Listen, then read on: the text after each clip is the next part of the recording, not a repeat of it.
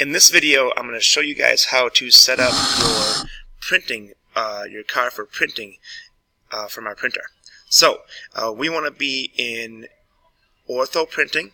One of the things we want to do is we want to make sure we're in the restored down version. So right now I'm going to full screen, and then it should say restore down there on top. I want to go do that, and then what I want to do here is I want to come and I want to grab the bottom of my window and I want to squish that portion up. I want to get about the half my screen.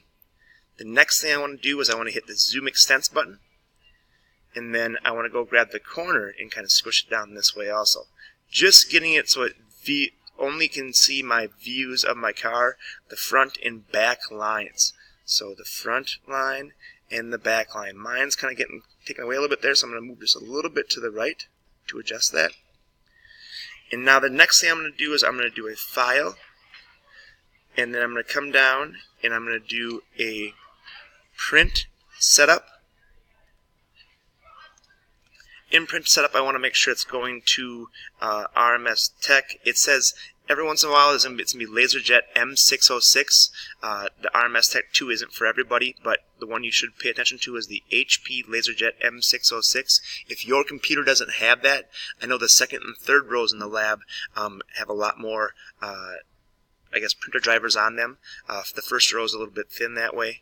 Just log out of your computer and log into another one.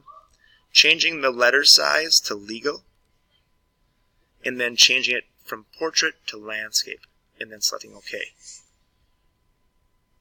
Now the next thing we do is we go back and we do a file, and then we come down to print preview, and right now it's telling me that I have pages 1 through 3 or scenes 1 through 3. I want to make sure that I have it going from not fit the page, not using model extents, alright, but I want to go in a scale here of 1 to 1. So 1 centimeter equals 1 centimeter in the model. And then I want to hit OK.